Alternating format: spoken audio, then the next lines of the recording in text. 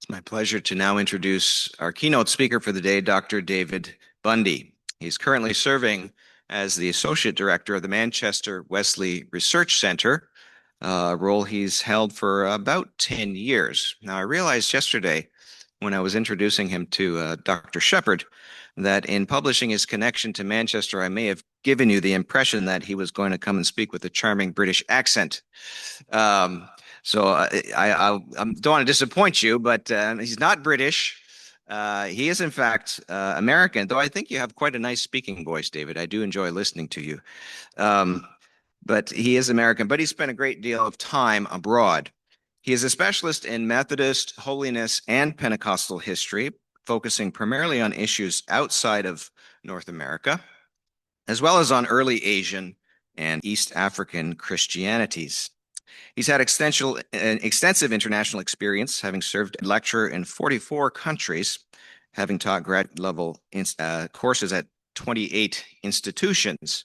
He also served as a librarian and historian at Asbury Seminary, Christian Theological Seminary, and is associate provost for library and information technology and associate professor of history at Fuller Theological Seminary. And he has degrees from Seattle Pacific University, Asbury Seminary, the Catholic University of Louvain in Belgium, and Uppsala University in Sweden.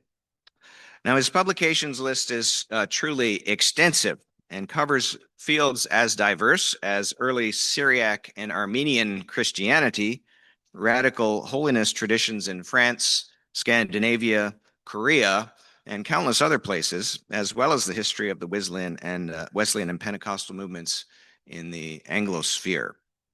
Now, I will confess that last evening, as I was looking over Dr. Bundy's publications list and trying to digest its scope, I was becoming a bit overwhelmed. So I turned to AI to analyze the CV that I was looking at and tell me what I was looking at and how many items were there. And actually, I think it broke AI, David. Took several minutes, actually, for it to figure out what to do. But in the end, it came back and there were over 700 items on the publication list, around 250 book reviews, a similar number of encyclopedia entries, over 200 essays published as journal articles and chapters and so forth. But, you know, David wears all of these accomplishments very lightly, I would say. He is always eager to celebrate the work of others and to mentor and encourage younger scholars, and I've been the beneficiary of that. In the years I've known him, I've found him to be unfailingly kind and humble and generous and gracious, and it's a blessing to have him here at Tyndale. Please join me in welcoming Dr. David Bundy.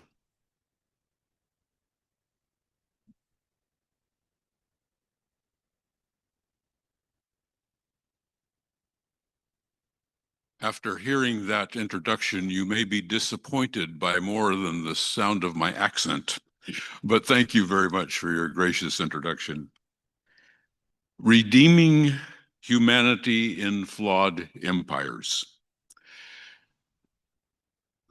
This is our subject for today, and it is a subject that seems forever pressing.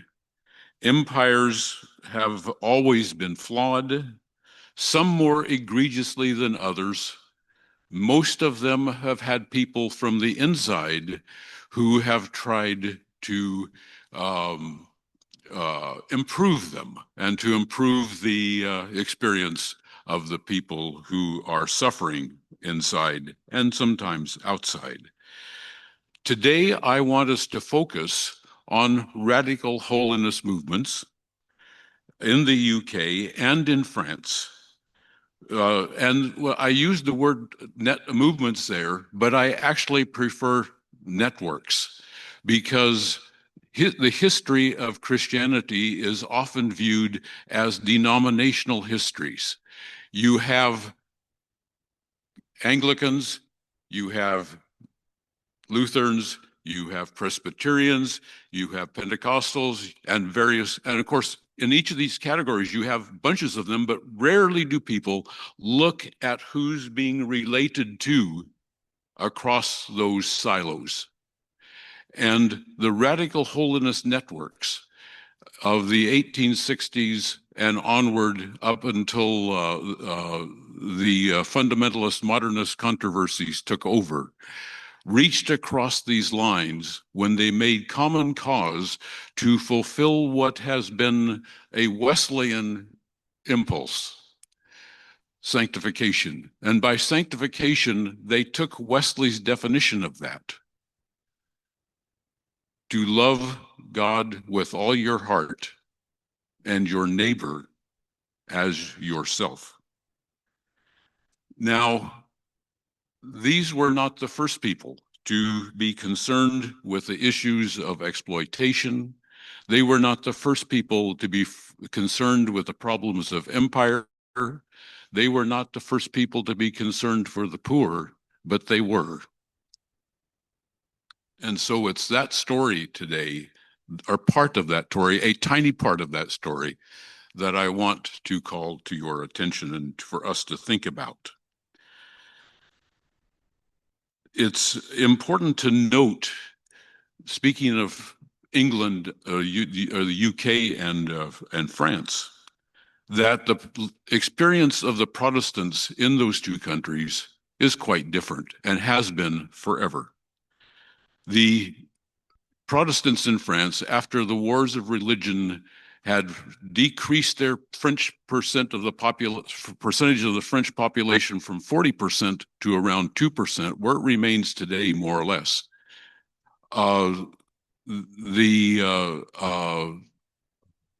They never recovered from that war, and that defined their identity. They have understood themselves as the people who lived in the desert,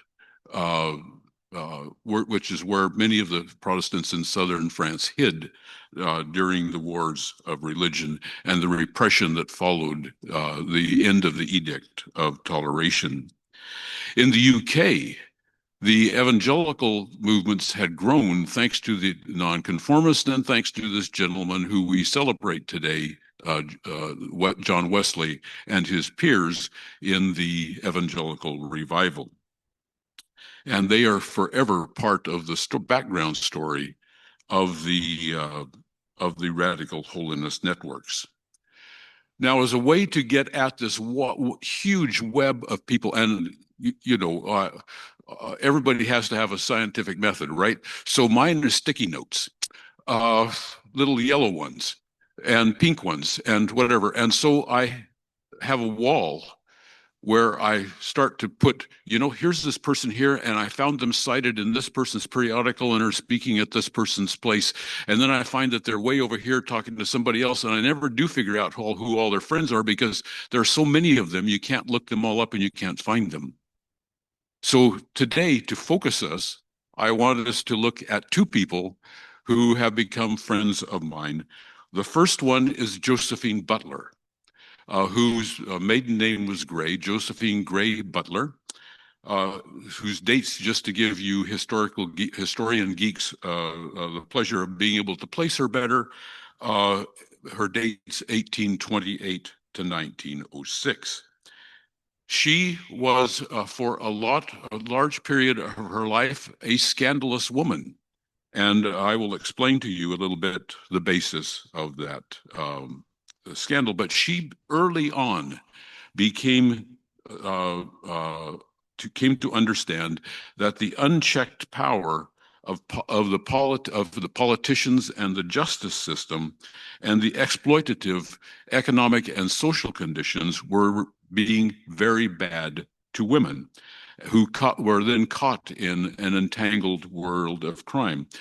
During her life, she was scandalous, but now she is celebrated as a patron saint within the Anglican tradition, and her day is celebrated on May 30th, so it's coming up. One of her books is entitled, one of the biographies of her is entitled "The Patron Saint of Prostitutes." She has been understood in the historiography primarily as an Anglican. And even the people who have come to study her later say she's an Anglican, but she just doesn't quite fit. She has all these funny friends. Salvation Army, sensationalist publisher W.T. Steed. She's running off and talking at these conferences where people talk about religious stuff that's really kind of mushy, like holiness. And so the her identity as a person, as theologically, has ignored the vast networks of these radical holiness people that she related to. And so it's some of these that I want to focus on today.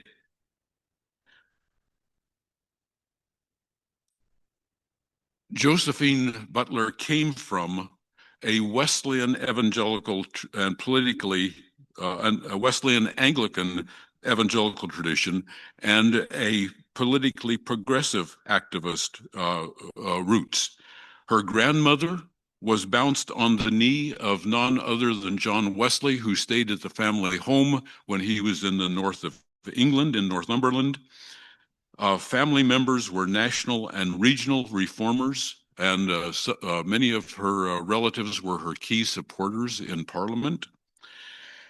Her father was a sort of agricultural missionary who helped farmers find methods of farming that nourished both them and the nation and the soil. She was raised by a devout Methodist governess who introduced her to Wesley's theology, including the understanding of sanctification and of service. As a teenager, she had a religious crisis, and she became a lifelong critic of formulaic Christianity and of formulaic holiness.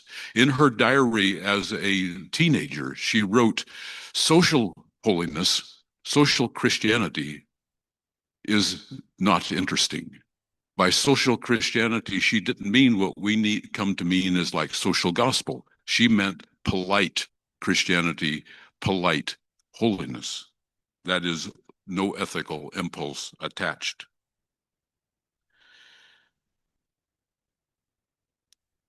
It's unclear to me and to everybody else when she first came in contact with William and Catherine Booth.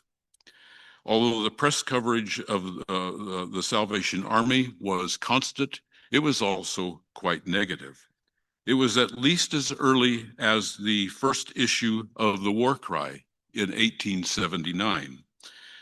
The Salvation Army occupied Liverpool on the 4th of August, 1879, and at some point that I have been unable to identify, as part of her activism, she found herself in London in need of prayer and attended a Salvation Army a meeting in which she found answers within herself and from God through her prayers. In 1891, in 1883, she wrote a book about the Salvation Army in Switzerland, where she had accompanied them in their incursion into Switzerland with Kate Booth, La Maréchale, who was a close friend of hers. In an 1891 interview for All the World, and again in an article in the same periodical published in 1895, she remembered that first fascicle of the War Cry. "I read every word of it, and I cannot tell you how I felt." She recalled her continuous attendance at the Salvation Army meetings while she lived in Liverpool. She wrote Catherine Booth, "I always went even to those awful meetings when you had such riots. And oh, I have found such help and such and blessing in army meetings." It is probable, but not determined, that she attended the Oxford Conference for the Promotion of Holiness, where many European radical holiness activists were in attendance. She indicated that her husband did, and she became a very close friend of Hannah Whitall Smith, from this period. And that is, and the closeness of that relationship is documented in extant correspondence that's preserved not in Butler's correspondence, but in Smith's correspondence. Josephine never wanted anybody to write a biography of her life. But it was beginning in Liverpool in 1869 that Butler began her crusade, what she called the cause, focused on the institutionalized injustices to women in the UK and Europe, centered on the Contagious Diseases Act. These were acts of parliament passed in 1864, 1866, and 1869 that attempted to control venereal disease in the British Army and in the male population of Britain. Women were considered diseased until they were proven well.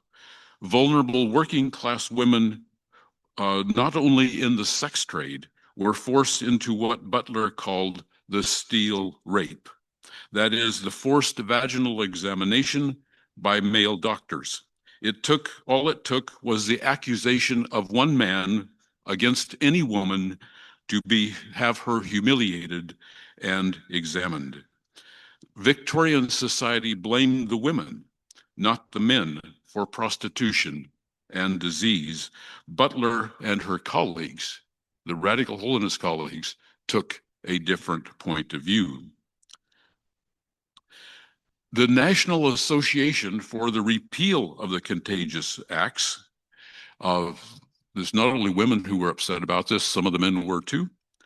But the association was begun, it was limited to men. Butler, with a friend, established the Ladies' National Association for the Repeal of the Contagious Diseases Act. She campaigned vigorously for the repeal in prayer meetings and in churches. She organized social protests and events in public and private venues, and lobbied members of parliament, supporting those who advocated repeal and speaking against those, exposing those who did not.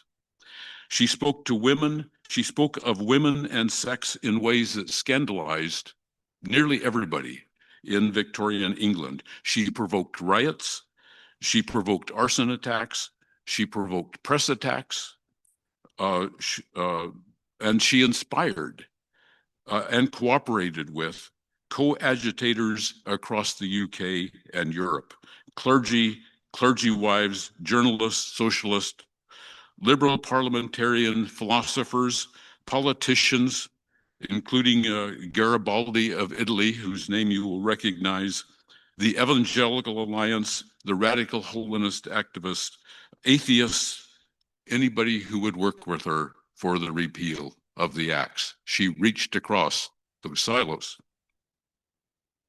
And many people in those silos were already engaged locally in radical holiness networks, women and men. Now, tracing those becomes a huge task, and so I want us to focus only on one periodical, what it reveals about her. It's a periodical that is really hard to find. I've never seen a paper copy of it. Not that they don't exist, but I haven't found it.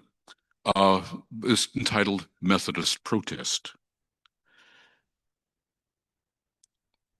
Now, in 1875, in order to speak to the situation in France and to address laws there, she was invited to Paris to develop the European branch of the crusade.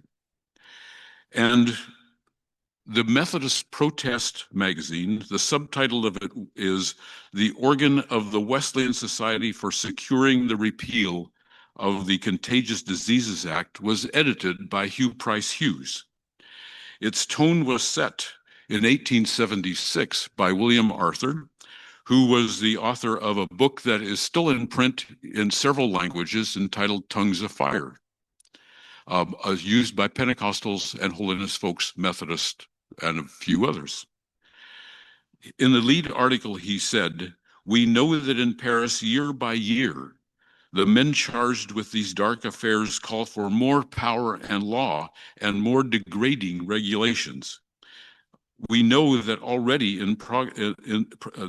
progress in this direction has advanced among ourselves here in England far beyond the point at which, or would have advanced far beyond the point where it stands, had voices not been raised in protest, in pain, in shame, but under the resistless compulsion of conscience. Such voices must be raised under the same moral necessity as long and as hard as a struggle to undo the evil. And that until it is done, that struggle must be maintained." Arthur was, in some ways, the keystone for the radical holiness networks, also in France and also in England.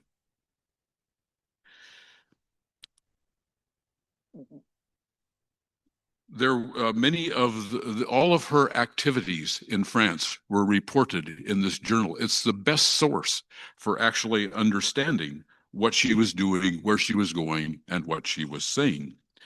And it's there that we find the second person who I'm going to introduce to you today, Theodore Monod.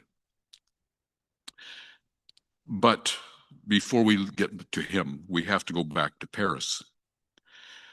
Paris became the focus for Butler and the radical holiness networks, supported by Monod and, of course, William Arthur's word, but not his legacy. He was becoming too, or by his presence, he was becoming too ill to participate, but he wrote letters and he published. Butler's essays during this time talk about the rich men of Paris and the poor women of Paris. They talk about the actual really detailed analyses of the laws in France that have also been copied for England.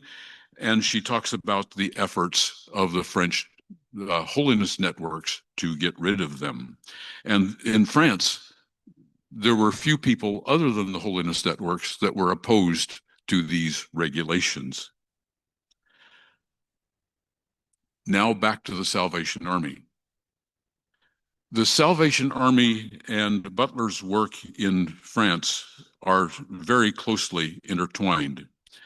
And I want to only mention 4 moments of their cooperation.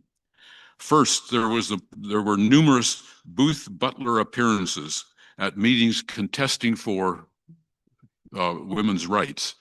I love the posters with Butler and Kate Booth on them. I love the newspapers where their pictures show up in the same place.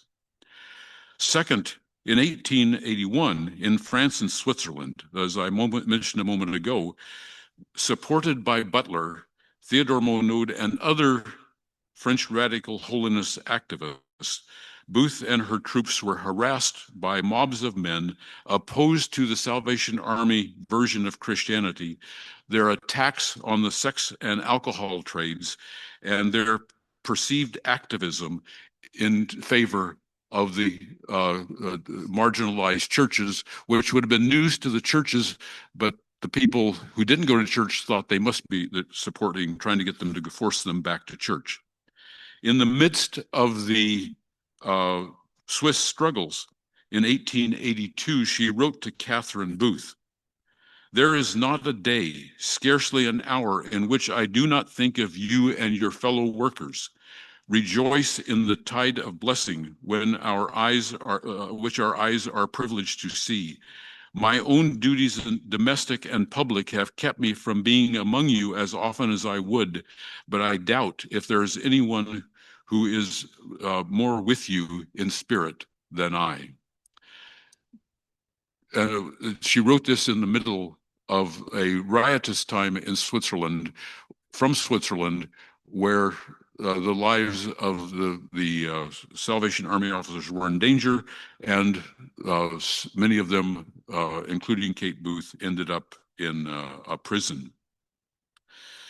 The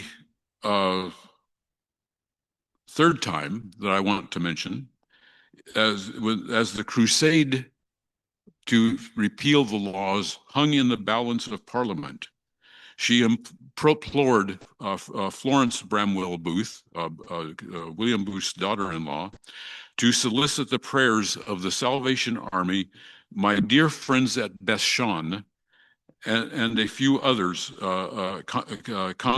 consecrated rescue workers. But I would not have any join with us in prayer who is not of one mind and heart with us. The fourth case I want to mention is the Eliza Armstrong case of 1885. Concerned with the national sex trafficking and international sex trafficking of young girls to wealthy men on the continent, and being mocked for their concern by the press and the government, W.T. Stead, the sensationalist author, newspaper publisher, and who famously sank on the Titanic, Butler, Catherine Booth, Bramwell Booth, and William Bramwell Booth, Florence Bramwell Booth, William Bramwell Booth, decided to prove that a young girl could be purchased in London, transported to the continent, and kept in sexual slavery. With the help of Butler's a protege of Butler, a girl was purchased, transported to Belgium and France, and kept at a Salvation Army hostel. Stead published the details of this in the Pall Mall Gazette, and it broke all records of the publication. Original copies were selling the same day for 1,000 times the original asking price of the paper. Bramwell Booth, Stead, and the associate Jarrett were tried and imprisoned. Frank William Crossley, the industrialist from Manchester, who had the patent on the gasoline engine for every place outside of Germany for decades, and was a Holiness billionaire, paid their bail and legal fees. Stead refused to leave, stayed in prison, and wrote a biography of Butler. He also would later write those on Catherine Booth and William Booth. But Butler was protected by all involved, and nobody wanted to be guilty of putting Butler in jail. But it was a happy ending in the end, and it sold a lot of newspapers. But quickly moving on to Theodore Monod. Some of you may have heard of him. If you like religious music, you may find him there. That's mostly what he's known for in the Anglophone world. In the French world, they prefer to ignore him because he doesn't quite fit the categories, because he wasn't exactly free church. He was for a while Église libre, as they say. He was not exactly Reformed church, the Église réformée. He wasn't exactly a foreigner, but he had foreign connections. He didn't fit, and none of his papers survived. His sons, his father, his grandfather, everybody else in the family, the papers are preserved. His are not. So we have to hunt for Theodore. He came from a prominent French Protestant family.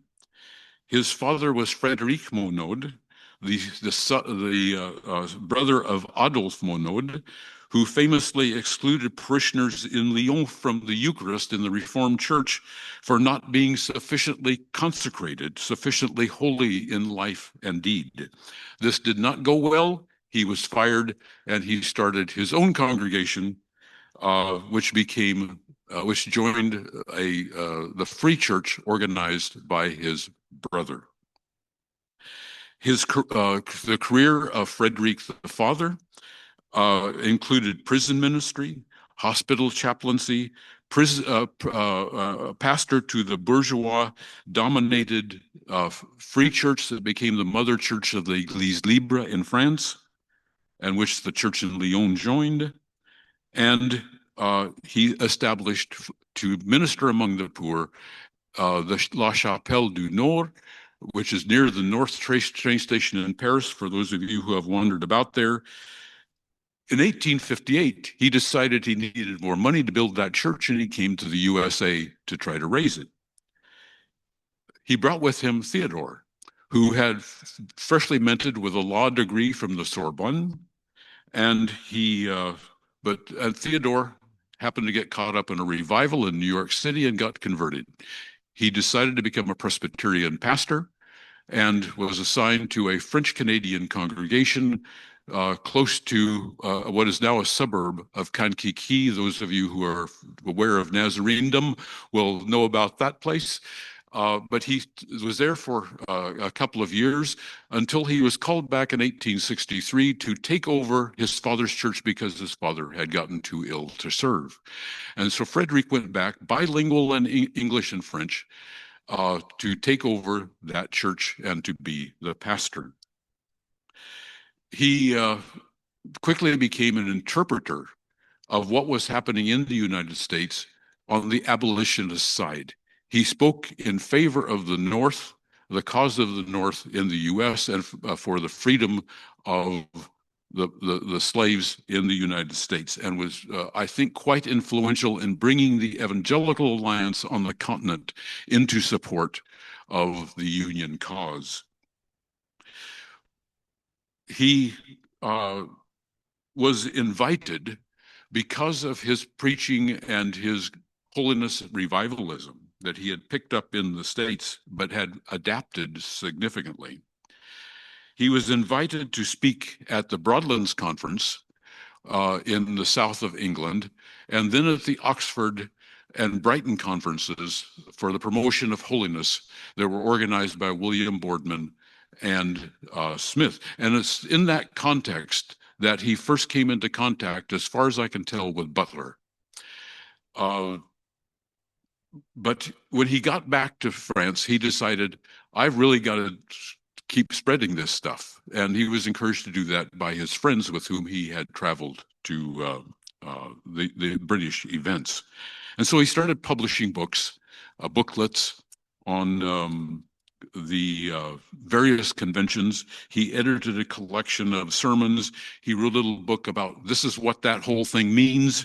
It's not what you read in the press. This is the truth about it. And he decided he needed to find somebody to pastor the church. He was too busy, and he knew that. So he invited a fellow by the name of Dieterlen. You don't need to worry about the name. Sorry almost to mention it, except he's a very interesting guy who is a part of the family of Alsatian philanthropists, industrialists who supported humanitarian and pietist causes. And he had become a holiness believer through the influence of Monod. He worked in the church his last year ministering to the poor, and then he died. There's one more guy I know who was blessed. It was Tommy Fallot. For those of you who are aware of French Protestantism, Tommy Fallot is close to a saint. And it's so interesting to me to see how his legacy has been interpreted and by whom. The holiness, the whole idea of entire consecration of holiness might have been lost in France had it not been for him, because he was able to do for a while what people were not being able to do in the fight between liberals and pietists influenced people in the French Reformed Church. He was able to hold together the issue of heart for God and a heart for people. Later, he would almost give up on the church part. He said, these people are just too stuck in this. But he leaned back on his Strasbourg thesis, which was entitled The Gospel and the Poor. And he leaned back on that to become a leader in thinking about how one starts to work within the church to maintain this Wesleyan synthesis of love of God and love of neighbor. Now, Theodore Monod kept doing all these prayer meetings all over France, but he also started a periodical, and the name of the periodical he chose is really interesting. It's The Liberator. There were only two other Liberator periodicals at that point in the French and English-speaking worlds. The one in France had already died, but the one in North America, the one in the States, was published by William Laurie Garretson, who argued for abolition as a Christian responsibility. And the one in France was published by the socialists, who argued for who argued for social responsibility, but without the Christian part. It's clear to me, reading through that periodical, which is the best anthology we have, published over 5 years, of Theodore Monod's thought, that it was the combination of those two that were in the back of his mind as he frames how one lives responsibly as a Christian in an age of empire. The meetings that he started continued and continued all the way through the beginning of World War II.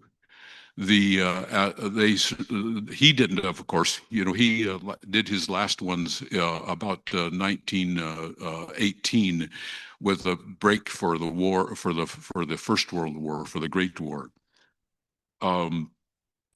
Now, he was not the only Holiness periodical in business. There were two others. The one entitled La Chambre Haute, the Upper Room, and one entitled Mission Intérieure, the Inner Mission, both of which were totally Holiness periodicals that have also escaped the ravages of time in very few copies and very few full copies. Now, I need to come back to the Salvation Army, having gotten a little bit ahead of the story. The Salvation Army, quickly with the financial support of Crossley and other donors from Switzerland and from France, purchased numerous properties across France, including in Paris. They very quickly and early, even before the publication of, in 1900, of, or probably 1890, of Darkest England and A Way Out, were providing services to the poor in collaboration with a Scottish Presbyterian Holiness minister, Macal. His Mission Populaire Évangélique is still going. They aided in instances of national disaster. They hadn't planned on it. Natural disaster, they hadn't planned on it, but there were some floods near where they were, and they, with their uniforms, were quite visible in taking care of people. Turbulent years and decline followed the time of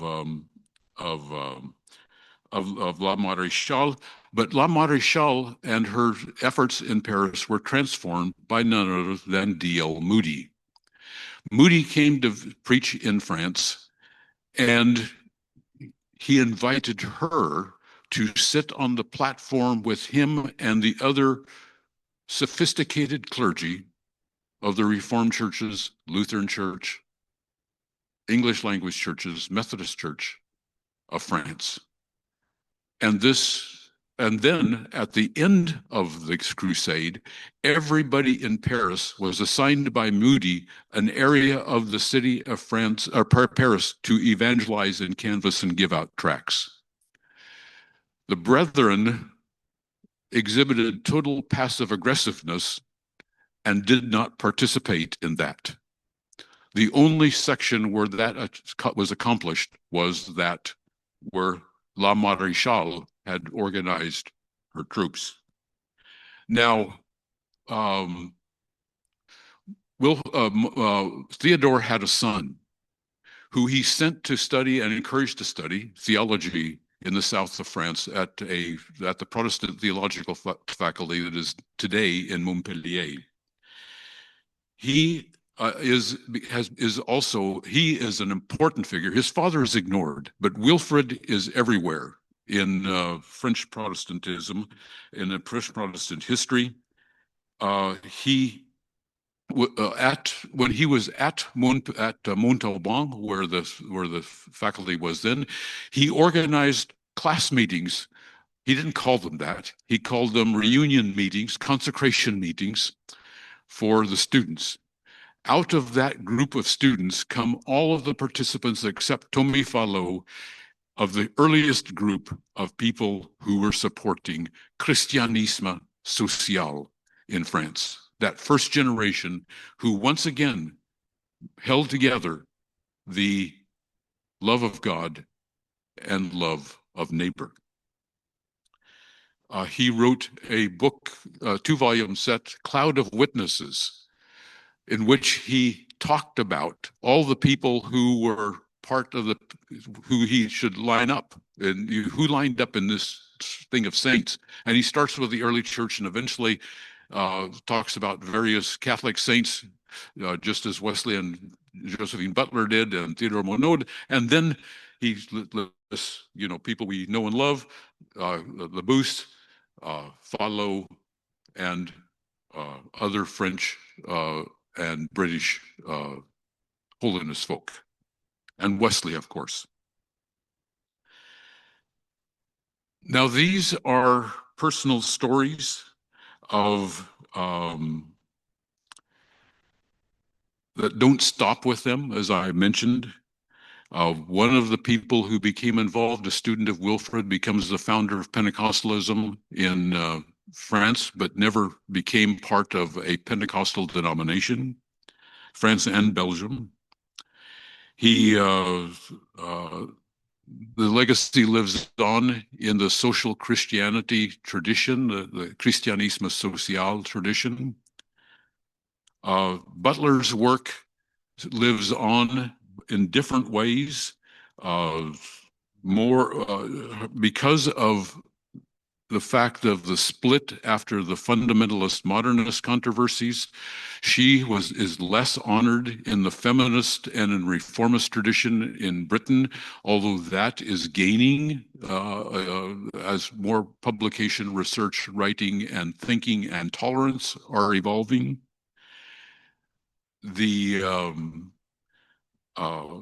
So it's also a story of personal friendship between these two people, and a lot of their connections in these radical holiness networks that spanned the continent, from what is now St. Petersburg to Spain, from Scandinavia to Italy to the UK, and a tiny bit into North America.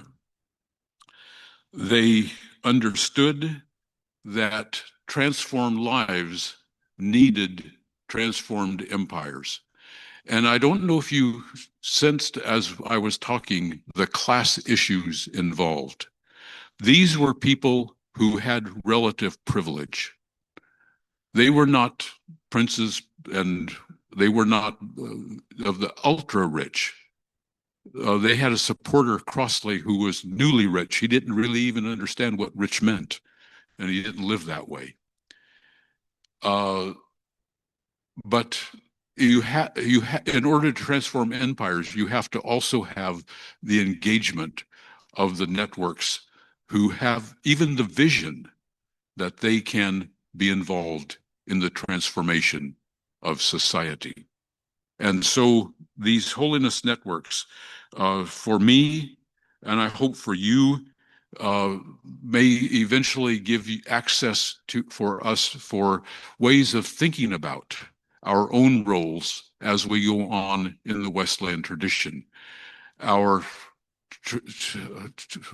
tendency has been to say, oh, those people are involved in social care, and being involved with social care, they think, we're wasting our time if we spend our time going to church and praying a lot and making a lot of noise just doesn't, takes away from our project. And we have the people on the other side who often say we are very, we don't want to get soiled. We don't want to talk to all those people. We want to be with people who believe like we do in our denomination, in our church, in our congregations. And for this brief moment within the history of France and the UK, you have these connections being made and maintained by these networks of people, not denominations, networks. So thank you very much. I hope if you have questions now or later as we go on, I would be happy to address those as we think together.